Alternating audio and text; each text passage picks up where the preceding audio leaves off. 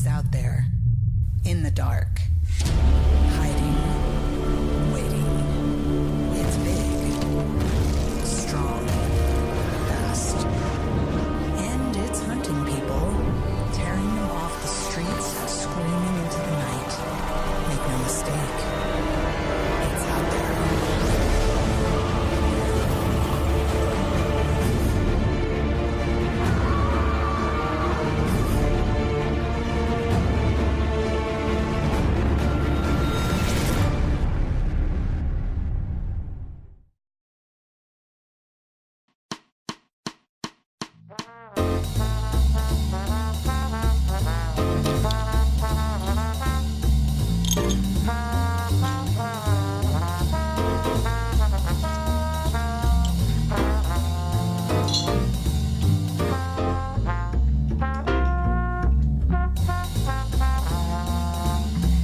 Gentlemen, the time has come once again to discuss things.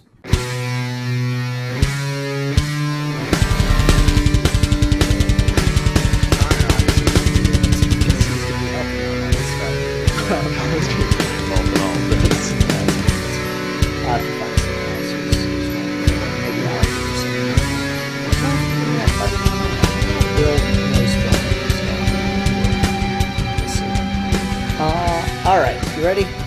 Yeah, I'm ready. Okay. Hi everyone, welcome to another episode of Geeky Gentlemen. I am Sid Part 2. Joining me today is... Rasco. Rasco! So we are continuing our fan film reviews. We're back to just normal, standard fan films, no more themes. Oh wait, we already were back to that.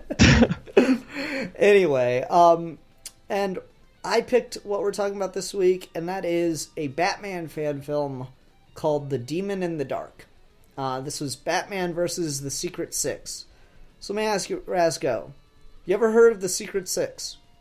I don't know if I've ever heard that name used. Maybe I have, but I mean, I know the characters, so it's I don't know. It's just Maybe one of I like have those heard. DC teams, like for whatever reason they stopped using the name Suicide Squad from time to time and just started calling them Secret Six, I think. Like I'm not sure if it's that or if like it's a team that Amanda Waller founded that like is, you know, bad guys, supervillains, you know, working for the government kind of thing. So I don't really know if there is any significant difference. Maybe they just like the Suicide Squad's just kind of a really heavy name. And like they really stomp on the whole Secret Six thing. You six will secretly get your way across the city. So I thought that was pretty funny. Yeah. Anyway, just general impressions, Rasco. What do you think of this? Okay, this fan film is awesome and amazing. I could not believe what I was watching. I have to agree. This is a very impressive fan film on just a number of degrees, and you do not expect it at all once you start getting into it. This is a very VFX-heavy fan film. This is incredibly ambitious, and for the most part, they succeed wonderfully. Yeah, that was what was so impressive about it, because, I mean, this is another one of those ones that just... They go all out, and they nail it. Like, at no point in this do I feel like you were reaching for something you couldn't quite achieve. Like, of course, this isn't the same thing as like a studio produced DC movie, but this is really impressive. Mm-hmm. Yeah, I think so too. I think they did a really good job visualizing a lot of the effects, and my summation for this one is this is the greatest Green Lantern fan film ever made, and it just happens to be in a Batman fan film. And that's disappointing. That's awesome. Yeah, but like visually it is just absolutely stellar. Story-wise though, it's a little, I don't know if MacGuffin's the right word. It's a little like, oh, here's an excuse to show this stuff off kind of thing, right? Yeah.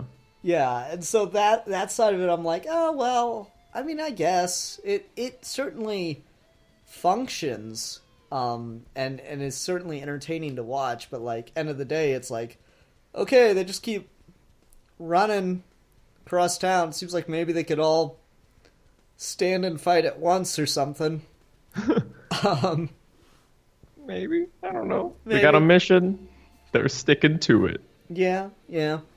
So I thought that was pretty cool. Did you have a favorite character in this? Favorite character. I don't know. I'll say that I liked Deadshot. Mm-hmm.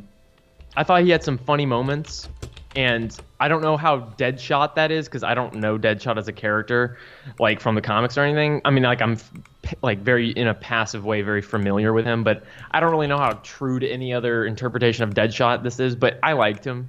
Okay, yeah, Deadshot was pretty cool. I really liked that this is a Catman origin movie.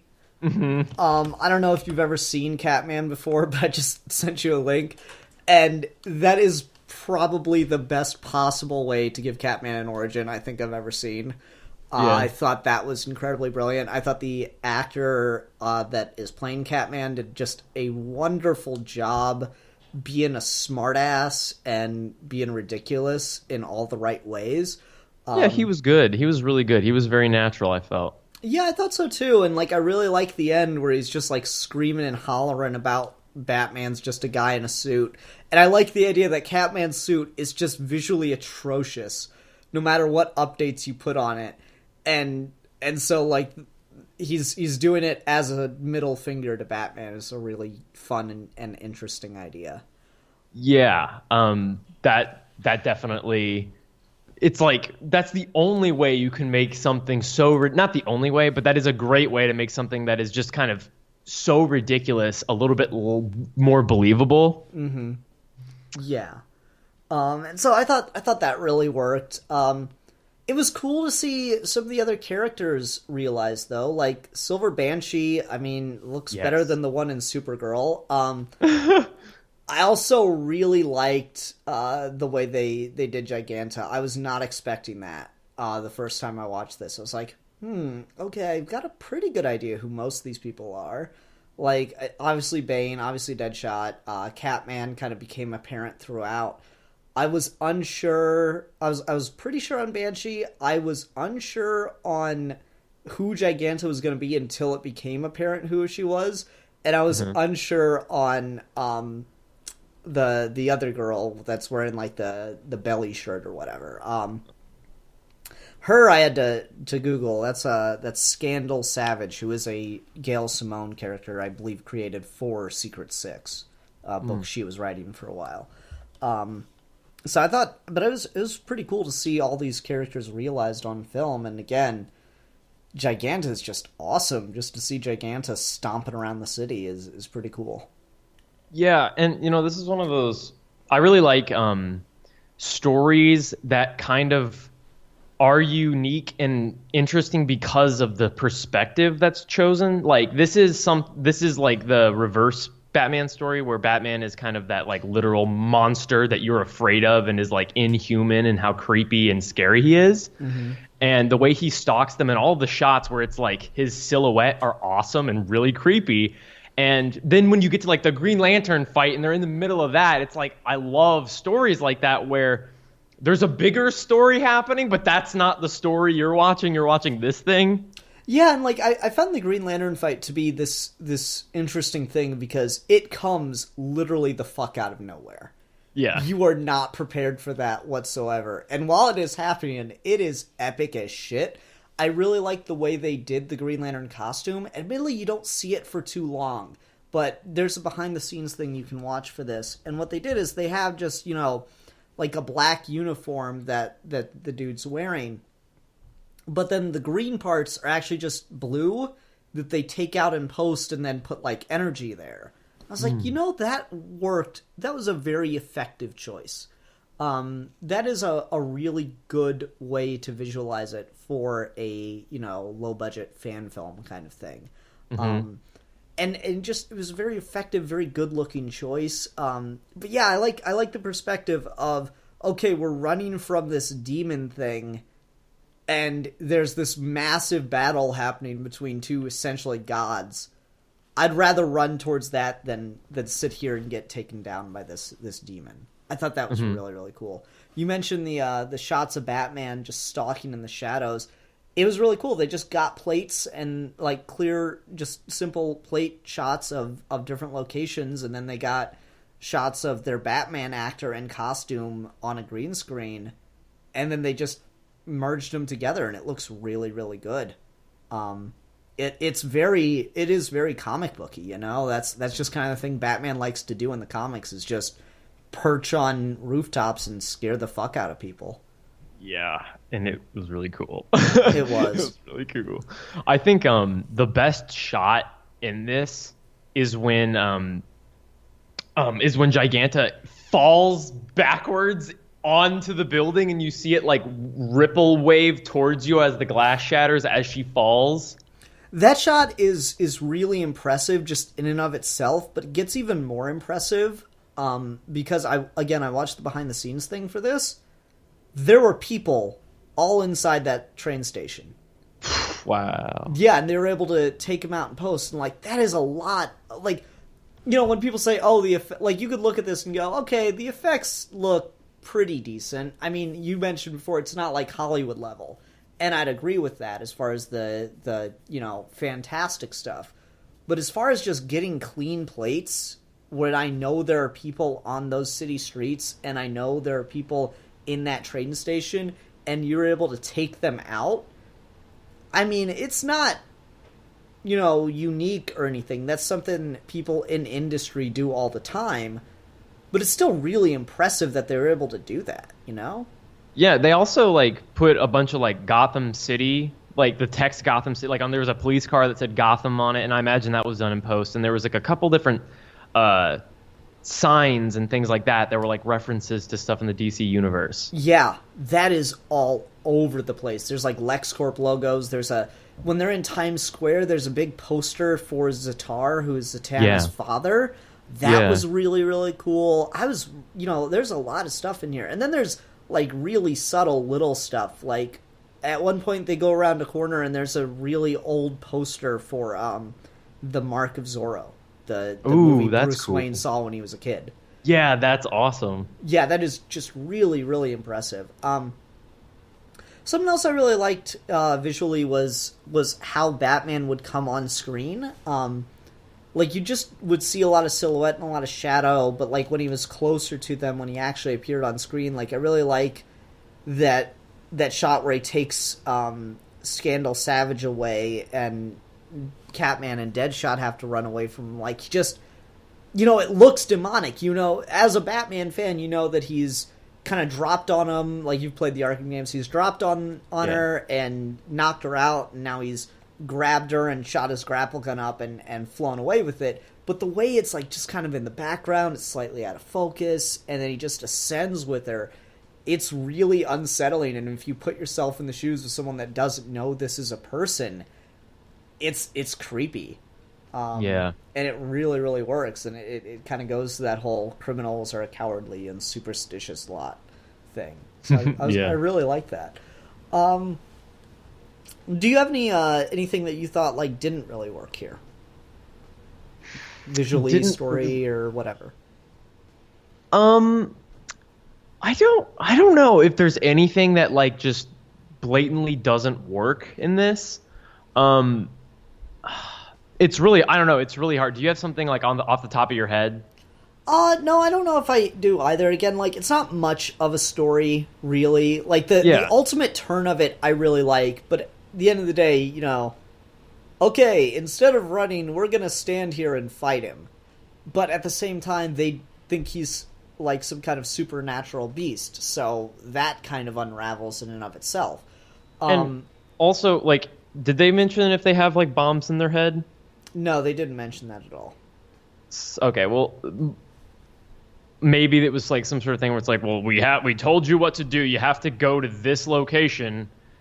Maybe they could have had a scene or something where it's like, if you don't do it, you're gonna blow up. Maybe it's kind of assumed that we're supposed to, like, Suicide Squad aspect is there, possibly. Yeah. Yeah, I don't know. Like, I just thought it was like, It's a little like just, okay, here's the story we want to tell of these guys carrying a package across the city and Batman taking them out one by one.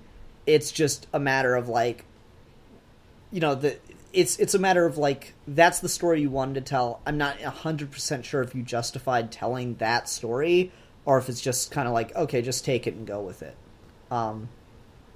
But honestly, that's so minor. I don't care about that. It's just something that, you know, kind of comes up at the back of my head. Yeah, this is like one of those fan films where it's like it's kind of like, this reminds me of like that Power Ranger fan film that came out that was like the really, really like cinematic kind of like darker take on Power Rangers and I don't know if it was like a fan film as much as it was kind of like almost like a demo reel of stuff with Power Rangers, you know what I'm talking about? It was that Dark Universe. That's the same thing as like the Venom fan film and the Punisher Dirty Laundry fan film. Okay, yeah. So like that this kind of, I feel like this is like, it's in the same vein as that, where it's like, this is so cool, I want to show it to people. Mm-hmm. And that had that effect where that was just like everywhere and everybody started to see it. And it really kind of like showed off like what you could what you can do with certain properties. This, I feel like, is how you demonstrate to people like, this is why a cohesive like cinematic universe can be really cool. Mm-hmm. When you really get to tell these like smaller stories that can really be heightened and more engaging, just because you get to see so much stuff that you never that you're not necessarily used to seeing in movies. Like, it's so cool to just see Green Lantern happen to be fighting in the middle of Times Square. That's awesome. Yeah, it is. It's really, really awesome just to have that happen in there. Yeah, and like, if this was the fifth movie, like if this was like a movie, take this, extend it to a movie or something like that. Imagine like if this was the fifth movie in a cinematic universe, and then like that just happens, but you've already had a Green Lantern movie. Like this feels more like a cohesive like springboard for a cinematic universe than the actual DC cinematic universe movies. Oh, ouch. That's high praise for this. That's scathing for those movies. It really is. And I don't know, like, I think that might be just a little unfair because, again, this is only about 15 minutes long and stuff. But at the same time, when something's done well, it's just done well. You know, you can just tell that there's a lot of effort, a lot of love put into this.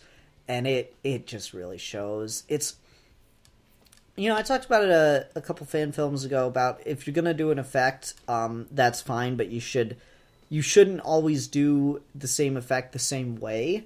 You know, by having multiple methods of doing the same kinds of thing, it just works better. So, like, something that this does and takes that to heart is, like, there's a lot of stuff on green screen, and then there's a lot of stuff just added in CG and post, but then there's stuff that's done practically you don't expect to be done practically, and then there's things that are like, it's semi-practical, semi-computer, where it's just all composited together. Like, the shot of Catman at the end as he's hanging, like, you expect that to be on green screen, but it's not. He's actually hanging just on the roof of a building. He's hanging upside down by his knees and shouting and screaming, but they just shot it against clear blue sky. And so they're able to composite him in to a real shot in the city and then add the lines in CG with more compositing, and it just looks more natural that way. Mm-hmm. That's just really effective use of skill. That whole multiple methods thing is just a really, really good idea. Yeah. No, that looks really good. I don't know, did you have... We need Phil like at least another 10 minutes. Do you have anything else you could talk about? Okay, so... I want to talk about one of my favorite little moments, and that is the very beginning when Bane puts on his mask and then just gets zipped off into the darkness. Yeah. What about it? It was just really funny and unexpected, and once that happened, I realized what this was going to be. where it was going to kind of be a horror movie almost, where it's like a one by one them getting picked off, almost like Predator. That's what it really felt like. It just kind of felt like that, and I think that why this worked, why like that kind of story worked here, is because the actors felt like they knew each other. I would say so for the most part. I think, like, I read an interview and it looks like the guy they got to play Bane, they got it like literally the last possible minute, and so that's probably why he's the first to go. But that being said, it just works, and there's like a fun dynamic between the actors. Like, I really like all the bickering between Deadshot and Catman. I think that's really funny. Yeah, and I mean, like, it just felt like people that weren't it felt like people that weren't just like, all right, we're on set, all right, we gotta get at these shots, and everyone's really stressed out, and we don't know what we're doing, but we're gonna figure it out as we go. It just felt like they clearly had to plan all of this before execution, and like the planning process was probably really important. But I just kind of felt like with the actors, they all felt really like they felt like they knew what they were making, and they like weren't afraid to go all out because the project kind of deserved the performances that it got. Like, I felt like the actors all just, for me, they really worked, and I think that Catman was just like a real solid actor. His performance I thought was really good. And then everybody else, I just felt like they were a tier above fan film actors to me. Yeah, what I think this is like probably, you know, professional actors who are, you know, like the kinds of people that get cast in like TV roles and stuff. That's just the impression I got. And they work. It's believable. And it's cool when you can get people to do stuff like that, because this seems to be this is obviously a fan film with a budget, but it looks like a very particular budget, or very, very limited budget. So I doubt that, I'm not going to say the actors didn't get paid. I doubt that they got paid much. This looks like more like something you'd want to do just for the fun of it, or just to, you know, have some more experience, get something under the belt, you know? Yeah, and go ahead. Like, they have to act against a lot of special effects, which actors in big budget movies are bad at doing that. like there are Hollywood films where people are very poorly acting against effects.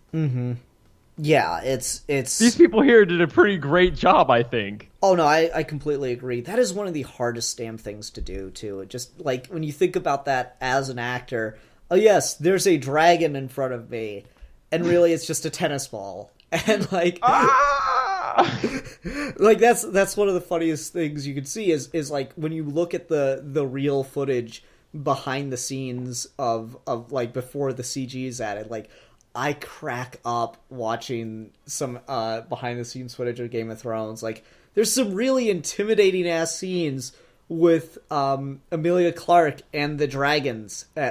She's Daenerys. She's like stroking the dragon and kind of acting like, you know, an evil queen in a lot of ways. And yet you see the real life footage, and she's sitting there petting a tennis ball that some stagehand is holding off screen. And it's like really hard to sell. And for professional actors who are, you know, making millions of dollars an episode, it's hard to sell. But for, you know, just some jokers in a fan film, it's really impressive that they're able to manage this. I will say one other thing about the effects, and this is more something I think I noticed because it's something I certainly struggle with when it comes to composited integration and animation. Did you feel like some of the stuff was just a little too slow? Like some of the like car throws and stuff like that. Did you feel any of it was just like a little slow? That's possible. I don't know. Like, I could maybe see what you mean when you say that, but I don't really know if it would have looked better, if it was a little bit fat. Like, who knows? Maybe it looked exactly like it needed to look as good as it does. It's just one of those things I noticed I've had trouble with this when I've made stuff. It's like, oh, because when you're doing it, a lot of times you're in stuff that you have to go frame by frame to animate it right. And then when you watch it on like playback, it doesn't quite, like it won't always move at real-time speed because of all the different layers of video and stuff like that. And so I felt like that's kind of what happened a couple times. Like, oh, when Jon Stewart's making the construct of the tank, to me the tank just looks like it's moving a little too slow. Like when there's a car that's on fire and it gets like kicked down the street away from the Green Lantern fight, something about it just looks like it's moving a little slower than is quote unquote natural. And for all I know, they looked at like actual video of a car like in an accident sliding across the road or something. That's certainly possible. Or maybe they mapped it off a real car just driving by in the scene. That's all certainly possible. I don't know enough about like the particular steps, but I can tell you just looking at it, it didn't feel quote unquote right. Maybe it was just too in focus. Maybe there needed to be more motion blur on stuff. I don't know. Just something I kind of got a little bit of a feel of while I was watching through it. That's fair. But like that is so minor because like if I had described this fan film to you, if I'd been like, okay, Rasco, in this fan film, the Secret Six are going to walk across New York City, and Batman's going to pick them off one by one, and then they're going to run into Green Lantern and Shazam having a fight in the middle of Times Square, and then they're going to keep running, and then Batman's going to be on a rooftop and get shot at by police helicopters. That would sound really ambitious for a fan film, and you would be justified to think that it was probably going to look like crap. And it just doesn't. It just looks... You know, it looks like on the same, about the same level as a lot of the CW shows' effects and stuff. Yeah, no. I mean, it's more impressive than what the CW does, at least to me. Mm-hmm. Just because I know how much harder it is to like make something like this on your own when you're just like really out there doing it yourself, and I don't know, really impressive on an effects level. One thing I want to say also really quick, there's a lot of moments in this where people are in character and they're always acting. There's a thing I always notice in some fan films and some short films where people are like, okay, I'm walking, I don't need to be acting. Like their character will be like walking to one location and they just kind of stop acting until they have lines to deliver and then they're acting again. Mm-hmm. This doesn't do that. Where like, you know when the ground caves in from under Silver Banshee and she like falls into the ground and the truck like falls on her, and it cuts to like a reaction shot of everybody watching that happen, and every single person is in character and doing a different specific thing. Like what's the Savage girl? What's her character? Scandal Savage. Okay, so she is like horrified by what's happening. Catman and Giganta are like having this little exchange, and then Deadshot is just like in awe of her lifting up a truck. Mm-hmm. And they're all three, like they're all four in character. Like they're all acting specifically for how their characters would react to that in just a reaction shot of them watching something happening. Yeah, I agree. And that looks really, you know, that gives a certain level of depth and realism to your scenes, you know?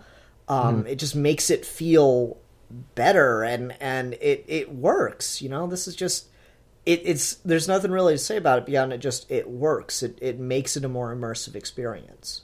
Yeah, and I feel like that's why you get away with a more streamlined premise for your story, because there's more attitude and like personality and character in this than a lot of like really narrative focused fan films we've reviewed. Yeah, I can agree with that. This is a really ambitious thing. It seems almost like just an excuse to show off a lot of cool effects work, but ultimately that's fine because just what they're doing so well, you know? Mm-hmm. And so I'm really impressed with this, and I hope to see more from this team in the future. That would be nice. Okay, Rasco, you want to go ahead and move on to ratings then? Yeah, let's go ahead and do that. All right, why don't you go first? Okay, I'm going to give this... I really liked this, so maybe like this 0.5 is just out of pure enjoyment of this. I'm going to give this 4.5 out of 5 Batman silhouettes. Yeah, I gotta agree with you. I think it is just really, really well done. And like again, I've got a couple like, oh well, this just seems like an excuse things, and this doesn't quite move right. But those are so minor to my overall enjoyment of the thing that I'm also going to go with a 4.5 out of 5. Deadshot masks that look really, really cool. Okay. Well, that'll do it for this episode of Geeky Gentleman, everyone. Thank you very much for watching. Until next time, I'm the Philosopher.